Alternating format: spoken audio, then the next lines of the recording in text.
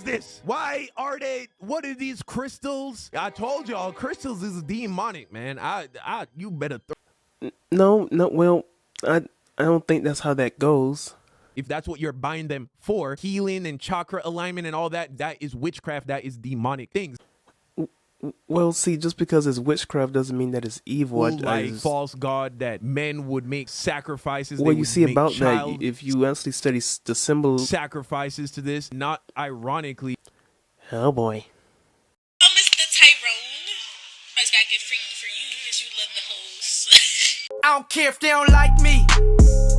I came here to stunt. Yeah. I don't care if they don't. What's good, everybody? If you're a first time viewer of my content or this video, make sure you like the video and subscribe to my YouTube channel. Shout out to Mr. Young Don. I do appreciate his content, even though, you know, for those who know me, I'm not a believer. But, you know, I do respect his platform. I do appreciate a lot of his reaction videos and stuff like that. Man is very funny. The man, he has a lot of great content on YouTube, so I highly, highly recommend that you go and watch his content. I came across this video and I had to display a different perspective, right?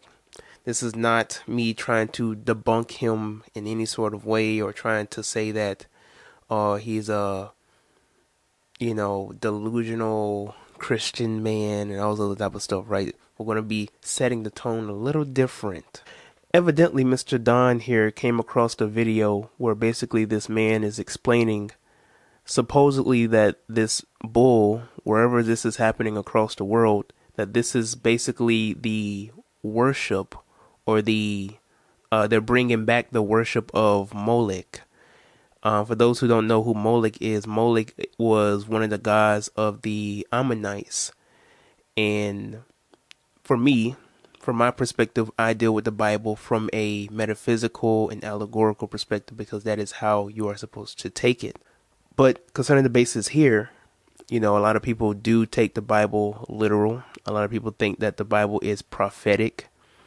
However you may see fit, we're not going to argue that today. However, in this video, basically, there are a lot of people who are worshiping this idol. They are casting this image out.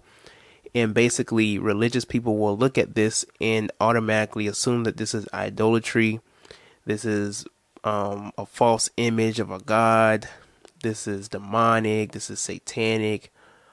Everything, right? Anything that they don't understand, they will immediately accuse the person of worshiping the devil himself. Now, if we just deal with this from a general perspective, the bull is a very important symbol for sports because the bull, the black bull, is a symbol representing the beast nature, right? Osiris, even, when we're dealing with the bull or the ox, the black bull, we're dealing with the black one, the perfected black one, Osiris or Asar.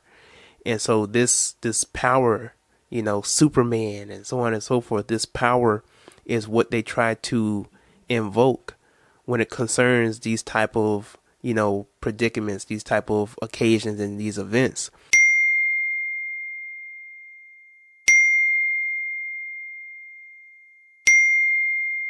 Now, you may call it whatever you want, satanic, demonic, they worshiping deities, all this other type of stuff, right? But, for the occult, for those who really know, they're invoking power. They are channeling power. They are harvesting power. So it's all based upon your intentions on what you do in these type of rituals. And don't be afraid of the word ritual as we go along in this video. Don't be afraid of the word witchcraft, magic, paganism, crystals.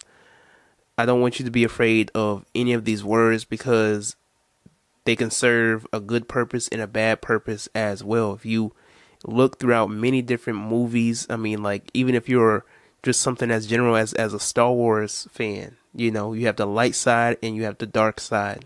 If you like Harry Potter is a good wizard. He's going against the bad wizards. Like, so when you're dealing with magic and energy, it's all based upon your intent of that power.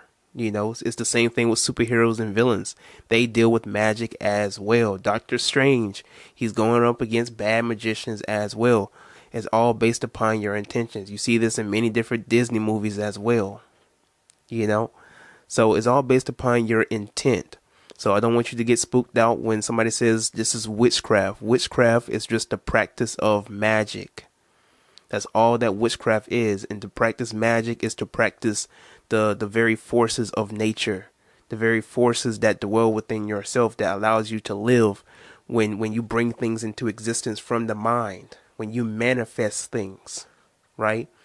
Even in your Bible, when you speak things into manifestation, speaking those things which are not as though they already are, you know, faith being the substance of things hoped for, the evidence of things not seen. That's it. That's exactly what a magician does. You know, a mage bringing images from the mind, right? Using their imagination to bring things into manifestation. So I don't want you to get spooked out by the word witchcraft. Rituals, please do not get spooked out by the word rituals. Your lifestyle and the way that you live on an everyday basis is a ritual. Everything and anything that you do basically brings a result, right? It brings a conclusion. Everything has a cause and effect. You know, if you follow the right recipes to make a cake, your cake is going to come out nice. If you mess up one or two times, or it could just be the smallest of things in a recipe, and the whole thing will go bad. Everything could go right with the cake, but if you keep the cake in the oven for a little too long, it's going to get burnt, right? So everything concerning a ritual is not just based upon your intent. It's based upon how you go about it. So don't be afraid of rituals. Rituals is everything you do is basically a ritual. Your lifestyle, the way, your traditions, your values, family values even. You can't run away from it. Paganism, please do not be scared of the word paganism, because paganism is just describing traditions or values that are outside the major religions, specifically Christianity. If you want to get away from paganistic traditions, you might want to rename yourself, because your name is most likely pagan. You might not want to, you might not want to go by this Gregorian calendar, because the Gregorian calendar is also pagan. You might not want to go by that clock, that you have up on your wall, because that is also pagan. You might not want to celebrate your birthday, because that is also pagan. Many different things that you do that you don't even understand or realize has pagan traditions, but pagan is not a bad term. It's not a bad word, and it's nothing bad. Not everything that is pagan is bad. Pagan just means that it's outside of Christian traditions, right? If you're not a Christian, you shouldn't be concerned with it, right? You shouldn't have anything to worry about. But if you're a Christian, boy, you in trouble.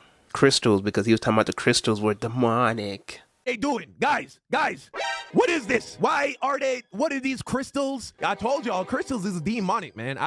You better throw out any crystals you got. Yeah, they lifting up crystals.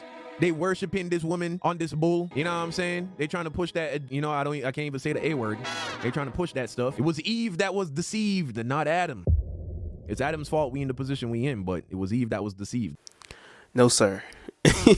Respectfully, right? Let's deal with this from a different perspective. Crystals are not bad, right? And people were trying to say this in his comment section as well. Actual Beluga says crystals are a natural material from the earth, just like any other thing. You can use the materials of the earth for good and for evil. A metal hammer can be used to build a house or crack a skull. And I 100% agree with you. And I'm gonna have his video linked in the description box below. But people were trying to tell him like crystals are not bad. It's based upon your intent.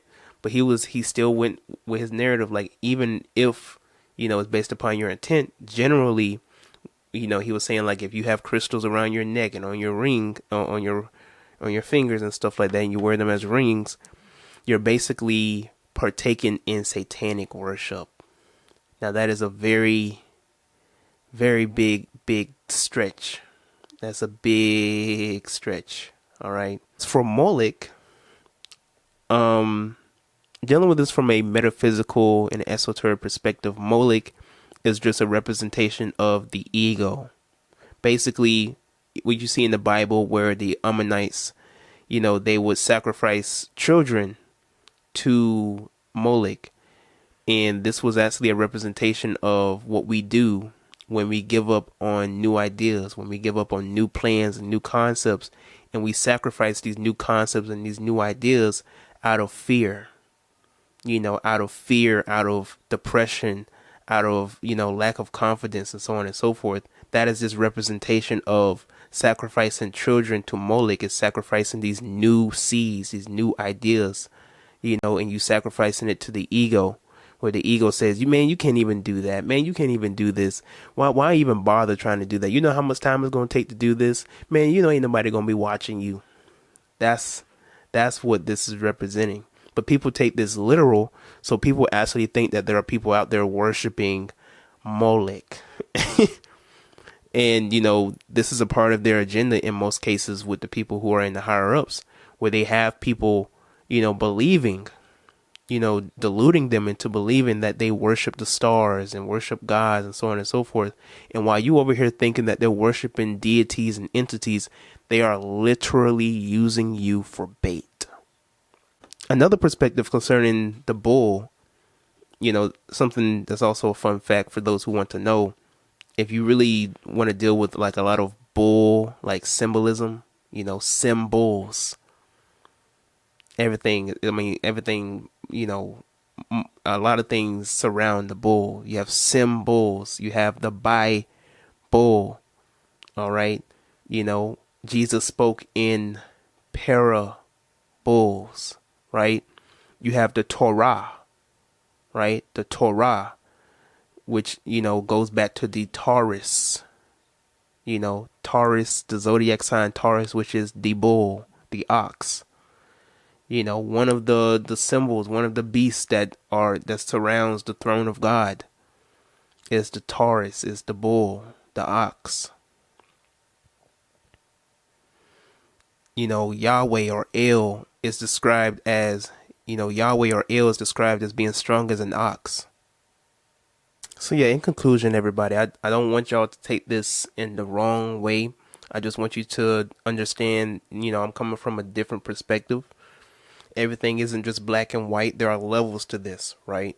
When it concerns any sort of base of knowledge and information, you're always going to have the exoteric way of understanding things and the esoteric way of understanding things. You're going to have, dealing with the anatomy, dealing with the occult, dealing with, what the general audience can understand.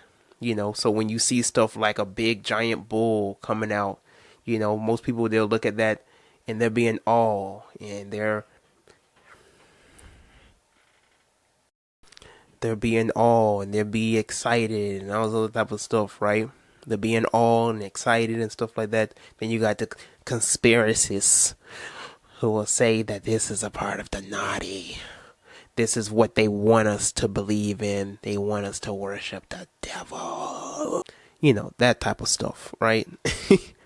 And then a lot of us, or very few of us, we understand what's being played here. We understand the game.